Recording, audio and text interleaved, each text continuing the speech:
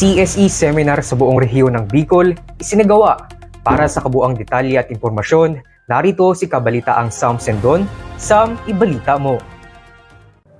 Maraming salamat, Jerome. Kasalukuyang narito ako ngayon sa Moreno Integrated School at aking kasama si Ginoong Policarpio bilang isa sa mga kalahok sa CSE seminar. Kaibigan, ano nga ba ang ibig sabihin ng CSE? Ang CSE po, ang Comprehensive Sexuality Education, ay naglalayong magbigay ng tamang impormasyon ukol sa sexualidad at all aspects of sexuality ng isang tao. Ito rin po ay nagbibigay ng tamang impormasyon kagaya ng paalala ukol sa HIV/AIDS, teenage pregnancy, gender equality, kultura at iba pa. CSE develops life skills needed to support healthy choices. Tinuturuan rin po sila kung paano sabihin ang salitang no bilang pag-iingat at pangangalaga sa kanilang sarili. Ano naman po ang mga benepisyong makukuha natin dito sa CSE? Marami tayong benepisyong makukuha dito na magbibigay daan sa mga positibong pag-uugali, pagbibigay ng disiplina, at pagturo sa bawat kabataan kung paano nila pangangalagaan ng kanilang sarili sa mga posibleng panganib na nag-aabang sa kanila.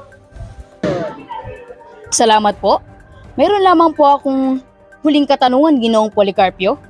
Dahil po nabanggit ninyo na inuturo sa bawat kabataan kung paano nila proteksyonan ang kanilang mga sarili, may mga batas po ba na nakapaloob dito? Oo naman. Sa katunayan po ay meron tayong batas. At ito ang Republic Act 10354 o ang RPRH, Responsible Parenthood and Reproductive Health Act of 2012. Ito ay nag-uutos sa gobyerno na komprehensibong tugunan ang mga pangangailangan ng mga mamamayang Pilipino pagdating sa mga responsableng pagiging magulang, at DepEd Order 31 Series of 2018 o ang Policy Guidelines and Implementation of Comprehensive Sexuality Education. Kaya sa CSE, we can do and achieve more!